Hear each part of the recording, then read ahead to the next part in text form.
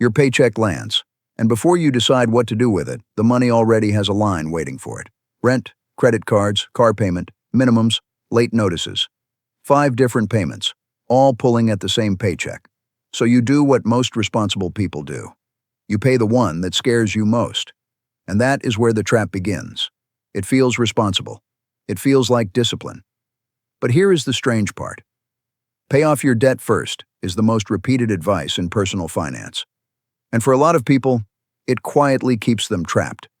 Not because the advice is evil, because the order is wrong. When you look at this through a Buffett-style lens, the mistake becomes simple. People are trying to attack the debt before they protect the downside. I call this the payment order trap. It is not about how much you pay. It is about what you pay first. Because there are 3 payments fighting for first place every single month. The one that scares you, the one that grows quietly in the dark, and the one that stops your next emergency from becoming brand new debt. Most people only ever see the first one. The other 2 stay invisible until they have already done the damage. And that is exactly why the cycle never ends. Here is what almost nobody explains about debt. The math is not the hardest part.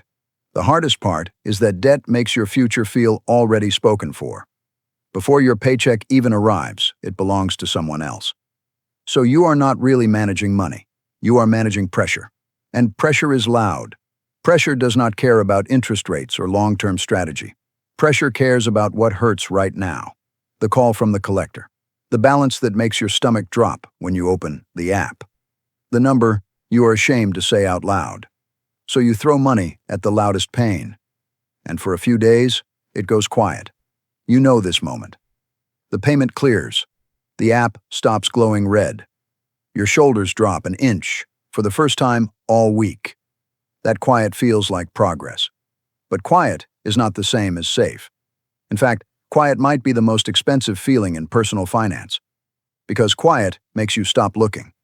You assume the danger is handled, simply because it stopped making noise. Meanwhile, the threat that will actually wreck you never made any noise in the first place. This is the first thing I need you to understand. Most people in debt are not lazy. They are not careless. They are responding to pressure in a completely human way. The problem is that pressure is a terrible financial advisor. It tells you to protect your feelings. It never tells you to protect your system. Feelings want the noise to stop today. Your system needs to survive next month. Those 2 goals almost never point at the same payment, and a system that is not protected will collapse the moment real life touches it. A car breaks down, a tooth cracks, a shift gets cut, and suddenly the money you used to attack your debt is gone, with nothing left to absorb the hit. So you reach for the card again, and the balance you fought so hard to lower climbs right back up. This is not failure. This is a structure doing exactly what it was built to do. The trap is not that you are bad with money. The trap is the order in which the money leaves your hands. Once you see that order, you cannot unsee it. The first trap is the one you can feel. It runs on fear. Every month, one payment screams louder than the others. Maybe it is the card that is almost maxed out. Maybe it is the balance with the interest rate that makes you sick. Maybe it is the bill attached to a person who keeps calling. It is the one you think about in the shower. The one you do math about at 2 in the morning. The one that has a face and a feeling attached to it. So you pay that one. You pay it because the noise is unbearable, not because it is the smartest move. And it feels logical. It feels like you are finally doing something real. The screaming stops. For a moment, you can breathe. But watch what actually happened. You did not pay the most dangerous debt. You paid the most emotional one. You protected your nervous system, not your finances. And the difference between those 2 things is where people lose years of their lives. Because the relief is real, but it is rented. You did not buy safety. You rented a few quiet days, and the payment comes due the moment life moves again. Here is the hidden math. When you empty your money into the payment that scares you, you leave nothing behind for the thing you cannot predict. You are now 1 bad week away from borrowing again. The urgency payment buys you silence. It does not buy you safety. And silence has a very short shelf life. The bill goes quiet, life gets loud, and you are right back where you started, sometimes worse. This is why so many people feel like they are running on a treadmill. They are paying. They are sacrificing. They are doing the hard thing every month. And the balance refuses to move in any direction that lasts. They are not standing still because they are weak. They are standing still because they keep sprinting at the wrong target. That is not a discipline problem. That is a targeting problem. The exit from this loop is not to pay more. It is to stop letting the loudest bill decide the order. A calmer question changes everything. Not what is screaming at me right now, but what protects me if next month goes wrong. Because next month always has a plan for your money. The only question is whether you made yours first. And that leads directly into the second trap, the one you cannot hear at all. The second trap is silent. It does not scream, it does not call, it just waits. This is the gap between your life and the next emergency. And for most people carrying debt, that gap is zero. Think about what that actually means. You are pouring every extra dollar onto your debt. You feel disciplined. You feel like you are finally winning. But you have nothing underneath you. No cushion, no layer of money between your life and panic. So when something breaks, and something always breaks, you have only one tool left: the card. The very debt you have been fighting becomes the only thing that can save you. And in a single moment, months of progress reverse. This is the downside exposure gap. It is the reason aggressive debt payoff fails for the exact people who need it to work. Through a margin of safety lens, this is the whole game. A disciplined investor does not start by asking, "How fast can I grow?" A disciplined investor asks, "What happens if I am wrong? What survives the bad year? What absorbs the shock?" Because the people who get wiped out are rarely the ones who moved too slowly. They are the ones who left no room for error. You are not a stock portfolio, but your financial life obeys the same law. If one ordinary emergency can erase 6 months of effort, you do not really have a debt problem. You have an exposure problem. And the debt is just the symptom that keeps showing up. You can attack a symptom forever. It will keep coming back until you close the gap that lets it return. And here is the part that stings. Paying down debt with no buffer can actually make you more fragile, not less. Because every dollar you send to the balance is a dollar that is no longer there when the real test arrives. You traded away your flexibility for the feeling of progress. The exit is uncomfortable because at first it sounds backwards. Before you attack the debt aggressively, you protect the system from collapsing again. A small buffer is not laziness. It is not a distraction from your real goal. It is the thing that makes your goal survivable. And here is the part most people never reach. The wrong order does not only cost you money. Over time, it starts to rewire how you see yourself. Every reset quietly teaches your mind the same brutal lesson. That effort leads nowhere. That trying is pointless. And that lesson is far more expensive than any interest rate. Because a person can recover from debt. It is much harder to recover from believing they are the problem. But even this is not the deepest layer. Because there is a third trap, and it is the one wearing the disguise of responsibility. The third trap does not look like a trap at all. It looks like proof that you are doing fine. Every account says paid on time. Every statement comes back clean. No late fees, no angry phone calls. From the outside, you look like someone who has their life together. And that is exactly why this one is so dangerous. This is the minimum payment illusion. The minimum payment is not the enemy by itself. The trap begins when minimums become the whole plan instead of the floor. The minimum payment is engineered to keep you comfortable. It is the precise amount that makes the system leave you alone. But comfortable and free are not the same thing. Here is what is happening underneath that calm.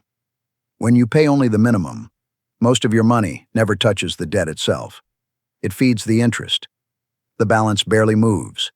And the part of the balance that does not move keeps generating more interest next month.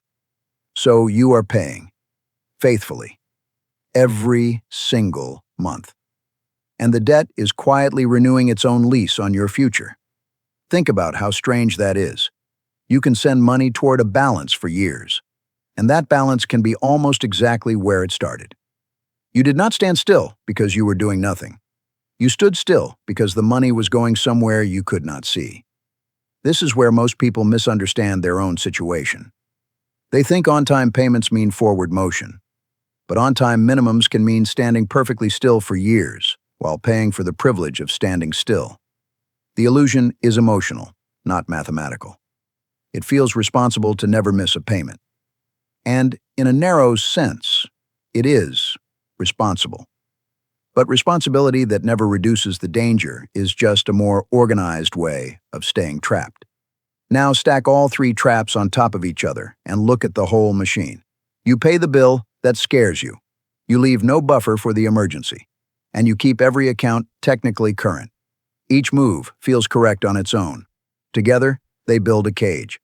The first trap empties your money into fear. The second trap leaves you naked when life hits. The third trap keeps you calm enough to never question the first two. You are working hard. You are paying constantly. And the structure underneath you was designed to keep you exactly where you are. The exit is not more effort. It is a different order. And to see that order clearly, watch two people walk through the exact same year. Marcus and Elena earn almost the same income. They carry almost the same debt. They feel the same pressure on the same payday. But they pay in a different order. And 1 year later, their lives do not look the same at all. Marcus does what feels strongest. He attacks the debt that scares him the most. Every spare dollar goes to the balance that keeps him awake at night. He sends extra whenever he can. He sacrifices. He skips things he actually wants. For 3 months, the balance drops, and it feels incredible. Then, his car needs a repair. $800, all at once. He has no buffer. So, he reaches for the card. And the balance he fought so hard to lower climbs right back to where it started. Marcus did everything the loud way. He paid hard. He paid emotionally. And his progress did not survive a single ordinary emergency. Elena starts slower, and at first it looks like she is doing less. She pays the minimums on everything first. No late fees, no penalty rates, no damage. Then, before she throws another dollar at the debt, she builds a small survival buffer. Just enough to absorb 1 bad week. It feels almost too cautious. Her friends are paying down balances while she is letting a little money just sit there. There are weeks she wants to grab that buffer and throw it at the debt that bothers her. She does not. Her balances barely move for a while. Then her car needs the same kind of repair. And here is the moment everything turns. Elena pays the $800 out of her buffer. She does not touch the card. Her progress does not reverse. It pauses, and then it keeps going. A few months later, with the floor protected and the buffer in place, she finally attacks the highest damage debt with everything she has. And this time, the progress sticks. Marcus attacked the debt. Elena protected the system. Same income, same debt, same emergency. Completely different outcome. And if you watched them from the outside in month 2, you would have bet on Marcus. He looked more committed.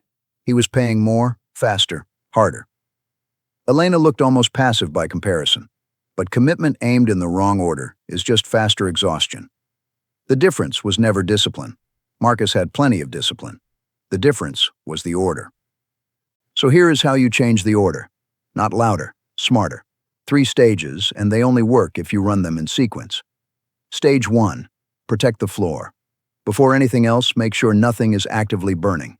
In this framework, the first layer is keeping every account from causing new damage, late fees, penalty rates, collections, and credit damage. Avoid the late fees. Avoid the penalty interest rates. Avoid collections and the credit damage that follows them. This stage is not glamorous. It will not feel like winning. But the floor is what stops your situation from getting worse while you build your way out. You cannot climb out of a hole that is still being dug deeper underneath you. Stop the digging first. So, you protect the floor first. Stage 2. Build the survival buffer. This is the stage almost everyone skips, and skipping it is exactly why they relapse. Before you go aggressive on the debt, set aside a small buffer. Not a fortune. Just enough to absorb the next ordinary emergency without reaching for the card. I want to be very clear about something here. This is not laziness. This is not getting distracted from your real goal. The buffer is debt prevention. It is the wall that stops your next flat tire from quietly becoming next year's balance. Every dollar sitting in that buffer is a dollar. The emergency cannot turn into new debt. Most people feel guilty setting money aside while they still owe. But that guilt is the trap talking. The buffer is not money you are keeping from the debt. It is money you are keeping from the next round of debt. So you build the buffer before you attack. Stage 3. Attack the highest damage debt. Now, and only now, you go on offense. With the floor protected and the buffer in place, you take every extra dollar and aim it at the debt doing the most damage. The highest damage debt is usually the one with the most punishing interest, the one growing fastest in the dark. That is the debt that deserves your aggression. But notice when it finally gets your aggression. Last. Not because it does not matter, because the first 2 stages are what let this stage survive contact with real life. You are not paying louder anymore. You are paying in the order that holds. Same money, same effort. But now, every dollar lands where it cannot be reversed by the next bad week. That is the whole shift. Not more sacrifice, better sequence. And here is your one move for this week. Before your next paycheck arrives, write down every single payment competing for that money. Then, mark each one. Which payment actually protects your downside? Which payment only reduces your emotional pressure? And which one is quietly growing while you are not looking? 3 letters is all you need. A P for the ones that protect you. An E for the ones that only quiet your emotions. A G for the ones silently growing. You will see the trap on paper in about 2 minutes. And once you can see it, you can finally start paying in a different order. Now picture what happens if nothing changes. If you keep paying in the same order year after year, the extra payments keep disappearing into balances that never stay down. One emergency keeps resetting your progress back to 0. The minimums keep you calm and keep you stuck at the same time.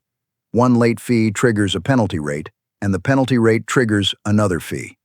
The hole gets a little deeper every time life touches it, and the years start to blur together. The same balance. The same promise to yourself. The same January where you decide this is the year it finally changes. And then the same emergency that quietly resets it all again. And slowly, something worse than the debt sets in. You start to believe that effort does not work. You start to believe the problem is you. You keep trying, and the trying keeps failing. And eventually the trying itself starts to feel pointless. That is the real cost of the wrong order. It does not only drain your money, it drains your belief that your money could ever be different. Debt payoff stops being a path. It becomes a loop you can run for a decade and end up standing in the same place, only more tired. And the loop does not end on its own. It ends the day you change the order. So, go back to the beginning. Your paycheck lands. Same money, same bills, same pressure reaching for it from every direction. Rent still has a date. The card still has a minimum. The car still needs fuel. The phone bill still arrives. The emergency does not ask whether you are ready. Nothing about your income suddenly changed. Nothing about your debt magically disappeared. But the order is different now. And sometimes the order is where the whole life changes. This time, you do not let fear choose first. This time, you do not let the loudest bill decide what happens to your future. This time, you protect the floor before you do anything brave. You stop the late fees. You stop the penalty rates. You stop the new damage from making the old damage worse. Then you build a small buffer. Not because you are avoiding the debt, not because you are weak, not because you are delaying progress, but because you finally understand that a buffer is not extra money. It is protection. It is the space between your life and the next reset. It is the reason a repair stays a repair. It is the reason a bad week does not become a new balance. And only after that, you save your aggression for the debt that is actually doing the most damage. The one growing quietly, the one feeding on interest, the one that keeps renting space in your future. The bills still arrive, but they no longer get to decide the order. You do. That is the shift. You are not behind because you are broken. You are not stuck because you never tried. You were paying in an order that kept you exposed. That is a structure problem. And a structure can be changed. You do not need more income to start. You do not need a perfect month. You do not need to suddenly become a different person. You only need to look at the money you already have and ask a better question. What protects me first? What only quiets my fear? What is growing while I am not looking? Because once you can answer those three questions, your paycheck stops being a battlefield. It becomes a plan. The goal was never to pay louder. The goal is to pay in the order that makes your life harder to break. Pay the floor. Protect the downside. Then, and only then, go to war with the debt. That is not flashy. But that is how the loop finally becomes a path. And a path, unlike a loop, actually leads somewhere.